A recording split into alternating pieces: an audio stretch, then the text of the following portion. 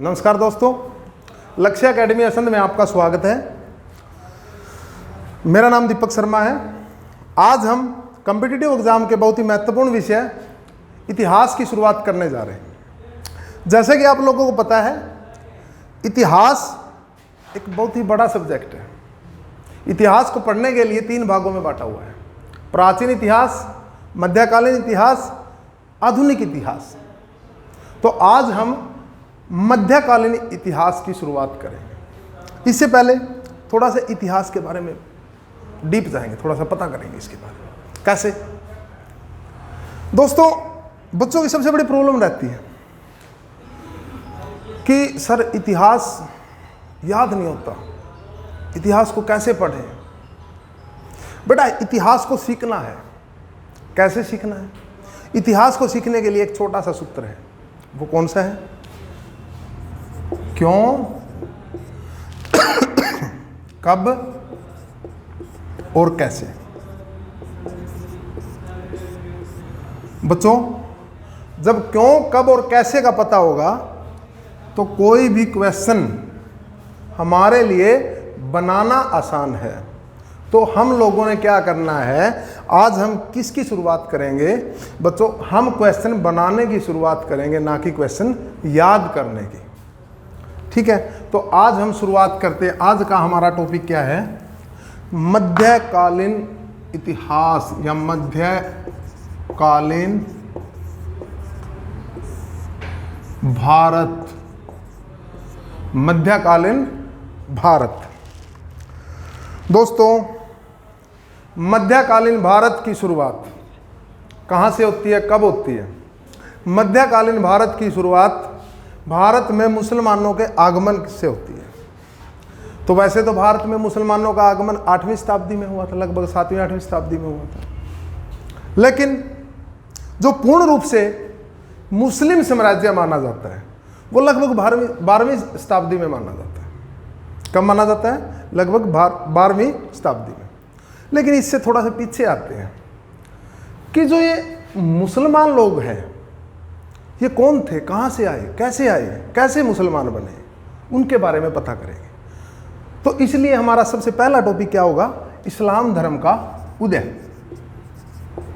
इस्लाम धर्म का उदय। तो सबसे पहले हमें यह पता होना चाहिए कि इस्लाम धर्म का उदय कहाँ पे हुआ। इस्लाम धर्म का उदय हुआ कहाँ पे? सऊदी अरब में। इस्लाम धर्म की प्रवृत्ति कैसी है, कैसा धर्म है? इस्लाम धर्म एकेश्वरवादी धर्म है, जिसमें एक ही ईश्वर को माना जाता है। और सबसे बड़ी बात क्या है, जो इस्लाम धर्म के लोग हैं वो मूर्ति पूजा का विरोध करते हैं। मूर्ति पूजा को मान्यता नहीं दी गई इस्लाम धर्म में। तो इस्लाम धर्म में आस्था किस प्रकार से लोगों की, किस प्रकार की आस्था है उनकी, किस पर आधारित है ये धर्म? इस्लाम धर्म 5 स्तंभों पर आधारित है, 5 पिलरों पर आधारित है। वो कौन से पिलर हैं? उनका मानना है जो सच्चा मुस्लिम होगा वो क्या करेगा? कलमा पढ़ेगा। क्या पढ़ेगा? कलमा पढ़ेगा। अब जो लोग कलमा नहीं पढ़ते वो क्या होंगे? गैर मुस्लिम। कौन होंगे? गैर मुस्लिम। और इन गैर मुस्लिम को इस्लाम धर्म में क्या बोला जाता है? क्या बोला जाता है? काफिर बोला जाता है। क्या बोला जाता है भाई? काफिर। और क्या होगा? जो एक सच्चा मुसलमान है वो क्या करेगा? हज की यात्रा करेगा। क्या करेगा? हज यात्रा। और जो हज यात्रा है वो कहां पे होती है? मक्का और मदीना में। मक्का और मदीना में। अब आगे पढ़ेंगे मक्का मदीना के बारे में। इस्लाम धर्म के पवित्र स्थान माने गए। क्यों माने गए हैं? क्योंकि जो इस्लाम धर्म के फाउंडर थे उनका जन्म और मृत्यु कहाँ पे हुई थी? मक्का और मदीना में। तीसरा क्या है? जो इस्लाम धर्म में सच्चा मुस्लिम होगा वो क्या होगा? अपनी इनकम से एक रिलीजियस कर देगा। वो कर कौन सा है? ज़कात। जो अपनी कमाई से कितना देगा? 2.5% या अपनी इनकम का 1/40 भाग, 1/40 भाग। और क्या, जो सच्चा मुस्लिम होगा और क्या करेगा, वो नमाज पढ़ेगा। जो एक सच्चा मुस्लिम है वो क्या करेगा, नमाज अदा करेगा। वो दिन में 5 बार,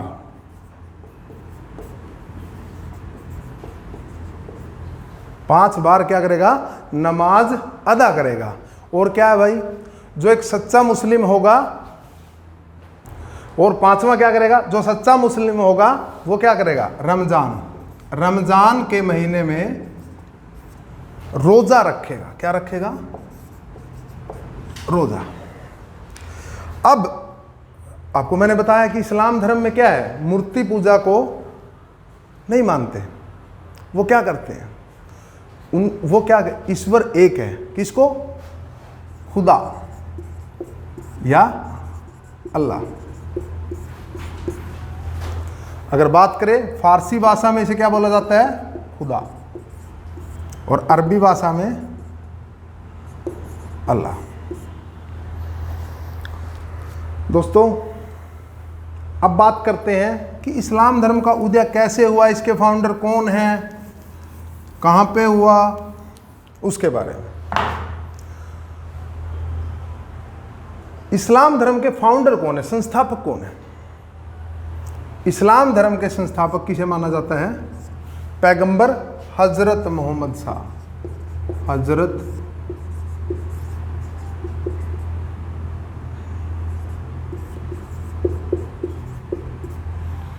इस्लाम धर्म के फाउंडर किसे माना जाता है, पैगंबर हजरत मोहम्मद साहब।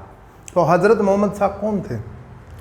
हजरत मोहम्मद साहब जिस प्रकार हिंदू धर्म में या किसी भी अन्य धर्म में, बौद्ध धर्म में, जैन धर्म में, उनके फाउंडर को महाज्ञान की प्राप्ति होती है, उसी प्रकार इनको भी महाज्ञान की प्राप्ति हुई थी। इनका मानना यह था कि अल्लाह ने एक संदेश दिया है, उसको पूरे विश्व में फैलाना है। तो थोड़ा सा इनके बारे में पढ़ते हैं। हजरत मोहम्मद शाह का जन्म कब हुआ? हजरत मोहम्मद शाह का जन्म हुआ 570 ईस्वी में। कहाँ पे हुआ? मक्का में हुआ। तो फिर क्या हुआ? इसी प्रोसेस के दौरान क्या हुआ, हजरत मोहम्मद शाह ने क्या किया, एक संध्या शुरू की, भगवान की भक्ति शुरू की। तो इनको क्या हुआ, 610 ईस्वी में, 610 ईस्वी में क्या हुआ, महाज्ञान की प्राप्ति हुई। महाज्ञान की प्राप्ति हुई कहाँ पे? हीरा नामक गुफा में। हीरा नामक गुफा कहाँ पे है? मक्का में है। तो इनको महाज्ञान की प्राप्ति हुई। तो यहां से क्वेश्चन बनता है भाई कि हजरत मोहम्मद शाह को महाज्ञान की प्राप्ति कब हुई? 610 ईस्वी में हुई। इस्लाम धर्म की स्थापना कब हुई? 610 ईस्वी में हुई। और महाज्ञान की प्राप्ति के बाद इसने इस्लाम धर्म या अल्लाह की शिक्षाओं को प्रचार शुरू कर दिया। अब क्या था, सऊदी अरब में यहूदी और ईसाई धर्म के लोग थे, उन लोगों ने इसका विरोध किया और बहिष्कार किया। और उस विरोध की वजह से इन्होंने क्या किया, मक्का को छोड़ दिया और मक्का से मदीना के लिए निकल पड़े। और 622 ईस्वी में, कब? 622 ईस्वी में इसने मक्का से मदीना की यात्रा शुरू की। कब की? 622 में मक्का से मदीना यात्रा शुरू की, जिसे इस्लाम धर्म में हिजरत या हिजरी यात्रा बोला जाता है। क्या बोला जाता है? हिजरत या हिजरी यात्रा। अब यहां से क्वेश्चन बनता है भाई, यहां से एक शुरुआत हुई थी इस्लाम धर्म में, किसकी? संवत की। किस संवत की? हिजरी संवत की। और इसी यात्रा के दौरान जो टाइम पीरियड लगा था, तो उस टाइम से इस्लामिक लोगों ने क्या बनाया? हिजरी संवत बनाया। कौन सा संवत बनाया? हिजरी संवत। अब यहां से क्वेश्चन आता है, क्या आता है क्वेश्चन यहां से? बच्चों यहाँ से क्वेश्चन आता है कि हिजरी संवत की शुरुआत कब हुई? 622 ईस्वी में। कहाँ से हुई? हजरत मोहम्मद शाह के द्वारा मक्का से मदीना की गई यात्रा के द्वारा। तो कई बार ये आता है कि हिंदू संवत और हिजरी संवत में क्या अंतर है। हिजरी संवत है और जो हिंदू संवत है उसके बीच में 29 दिन का अंतर है भाई। कितने दिन का? 29 दिन का। तो फिर क्या हुआ? मदीना में इसने क्या किया? इस्लाम धर्म का प्रचार और प्रसार शुरू किया। और इसी प्रचार प्रसार के दौरान 632 ईस्वी में हजरत मोहम्मद शाह की मृत्यु हुई। कहां पे? मदीना में। इसी प्रचार प्रसार के दौरान हजरत मोहम्मद शाह की 632 ईस्वी में मृत्यु हुई। अब जो मुस्लिम लोग हैं वो हज यात्रा के लिए जाते हैं। कहां पे जाते हैं? मक्का और मदीना में। इनको पवित्र स्थान माना गया। क्यों माना गया? क्योंकि हजरत मोहम्मद शाह का जन्म कहां पे हुआ था? मक्का में हुआ था और मृत्यु कहां पे हुई थी? मदीना में हुई थी। अब मेनली प्रॉब्लम क्या आती है इस्लाम धर्म में? अब आता है ट्विस्ट, आएगा थोड़ा स्टोरी में। क्या? कि इसकी मृत्यु के बाद उत्तराधिकारी कौन बनेगा? सबसे बड़ी प्रॉब्लम थी उत्तराधिकारी की, कि उत्तराधिकारी कौन बनेगा। अब थोड़ा सा आपकी नॉलेज के लिए बता दूं, जो हजरत मोहम्मद शाह थे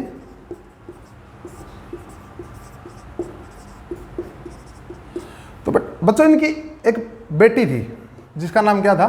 फातिमा। और इसके जो हस्बैंड थे वो कौन थे? अली। इसके दामाद, हजरत मोहम्मद शाह के दामाद कौन थे? अली थे। तो हजरत मोहम्मद शाह के बाद उत्तराधिकारी कौन बने? और ये इसके पहले शिष्य भी थे। क्या थे? प्रथम शिष्य हजरत मोहम्मद शाह के। लेकिन जो उत्तराधिकारी है वो कौन बना? वो बना अबू बकर।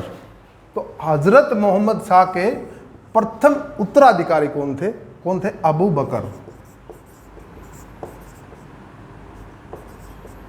कौन बने? अबू बकर। उसके बाद कौन बने? उमर। उसके बाद कौन बने? उस्मान। और उसके बाद कौन बने? अली। अबू बकर, उमर, उस्मान और अली। जब अली उत्तराधिकारी बने तो इस्लाम धर्म के 15 से 20% लोगों ने क्या बोला कि हजरत मोहम्मद शाह के बाद जो असली उत्तराधिकारी है वो कौन है? अली है। तो अब क्या होगा? अब 20% लोग किसी धर्म के प्रवर्तक किसी और को मान रहे हैं, तो क्या होगा? फिर विवाद होगा। और उस विवाद में क्या हुआ? फ्रैक्शन हुआ। और उस फ्रैक्शन में क्या हुआ? इस धर्म को 2 भागों में बांट दिया गया। तो यहां से क्या हुआ? तो यहां से क्वेश्चन निकलता है। क्या क्वेश्चन निकलता है? कि जो हजरत मोहम्मद शाह के उत्तराधिकारी थे उन्हें क्या बोला जाता था? खलीफा। क्या बोला जाता था? खलीफा बोला जाता था। अब जो अली के प्रवर्तक थे वो किसको खलीफा मानते थे? अली को मानते थे। और कुछ जो 80% लोग थे वो किसको मानते थे? अबू बकर को पहला खलीफा मानते थे। अब दोनों के बीच में फ्रैक्शन हो गया। और इस फ्रैक्शन का रिजल्ट क्या निकला? इस फ्रैक्शन का रिजल्ट निकला जो अबू बकर के प्रवर्तक थे उनको क्या बोला जाने लगा? सुन्नी मुस्लिम बोला जाने लगा। सुन्नी। और जो अली के प्रवर्तक थे उनको बोला जाने लगा शिया मुस्लिम। अब यहां तक भी ठीक है। तो इसके बाद क्या होता है? इसके बाद होता है कि अबू बकर की मृत्यु के बाद जो खलीफा पद था वो बगदाद के अब्बासी लोगों के पास चला गया। और शिया मुस्लिम थे जो अली के प्रवर्तक थे। अली की मृत्यु के बाद खलीफा पद किसके पास आया? अली का बेटा था हुसैन के पास आया। तो फिर क्या हुआ? जो बगदाद के अब्बासी लोग थे उन्होंने हुसैन के बाद एक संदेश भेजा कि आप एक बार आकर हमसे मिलो। बगदाद इराक की राजधानी है, जिसको पहले मेसोपोटामिया बोला जाता था। इसके पास एक संदेश भेजा, और हुसैन जब बगदाद के खलीफाओं के पास गया तो हुसैन को वहां पे मार दिया गया। हुसैन को क्या कर दिया? मार दिया गया। और इस वजह से विवाद और ज़्यादा बढ़ गया, और जो शिया मुस्लिम थे इसके लिए शोक दिवस मनाने लगे। हुसैन की मृत्यु की वजह से शोक दिवस मनाने लगे, और उस शोक दिवस को या उस शोक त्यौहार को क्या बोला जाता है? मुहर्रम, जो सुन्नी मुस्लिम नहीं मनाते। तो यहाँ से क्वेश्चन बनता है कि मुहर्रम किन मुस्लिमों का त्यौहार है? वो शिया मुस्लिमों का त्यौहार है। ये था भाई इस्लाम धर्म का उदय, किस प्रकार इस्लाम पनपा, कैसे कैसे आगे बढ़ा। तो यहाँ से एक छोटा सा बात और रह जाती है, वो रहती है खलीफा। जो खलीफा पद था, एक खिलाफत आंदोलन हुआ था आधुनिक भारत के अंदर। तो उसमें क्या हुआ था? खलीफा पद को 1924 में बंद कर दिया गया था। क्यों कर दिया गया था? तुर्की के सुल्तान के पास खलीफा पद चला गया था, और अंग्रेज़ों और तुर्की के सुल्तान के बीच एक संधि हुई थी, जिसमें तुर्की के विभाजन कर दिया गया था, और उसके बाद खलीफा पद को बंद कर दिया। किसके द्वारा किया गया? कमाल पाशा के द्वारा। किसके द्वारा किया गया था? कमाल पाशा के द्वारा।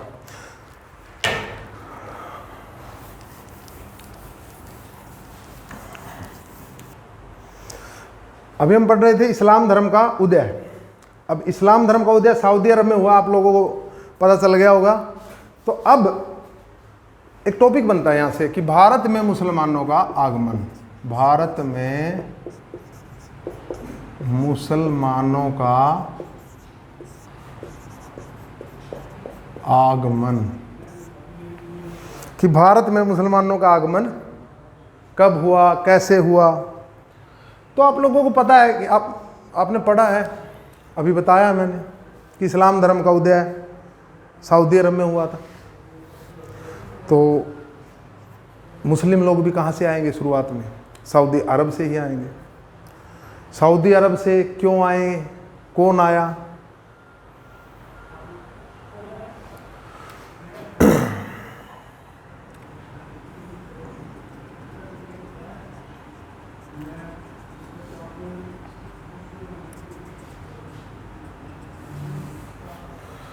तो आपको बता दूं थोड़ी नॉलेज के लिए, भारत में आने के लिए एक ही रास्ता था। कौन सा? सिंध। कौन सा था? सिंध। सिंध नदी के दौरान सिंध नदी से व्यापार करते थे सऊदी अरब के लोग, और सऊदी अरब का जो शासक था कौन था? अल हज्जाज। कौन था? अल हज्जाज।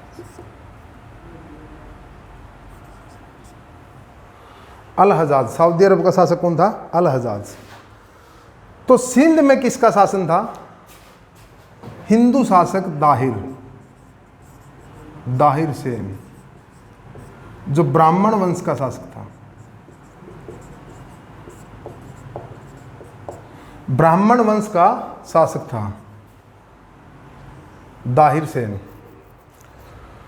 तो अल हज्जाज व्यापार करता था सिंध नदी से। तो ऐसा बताया जाता है इतिहासकारों द्वारा कि जो ब्राह्मण वंश का शासक दाहिर सेन था, उसने अल हज्जाज के 2 व्यापारी जहाज अपने कब्जे में कर लिए थे। तो अल हज्जाज ने एक संदेश भेजा किसके पास?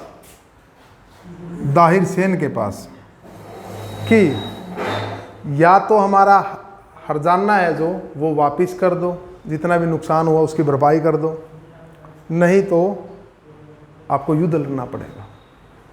तो अल हज्जाज ने अपने सेनापति किसको? मोहम्मद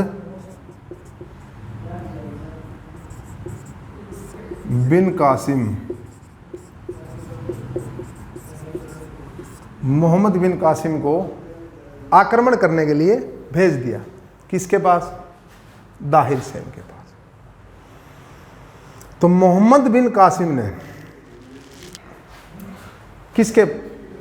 दाहिर सेन पर आक्रमण किया, दाहिर सेन को मार दिया, और उसकी 2 पुत्रियां अपने कब्जे में ली और किसके पास भेज दी? अल हजाज के पास भेज दी गई।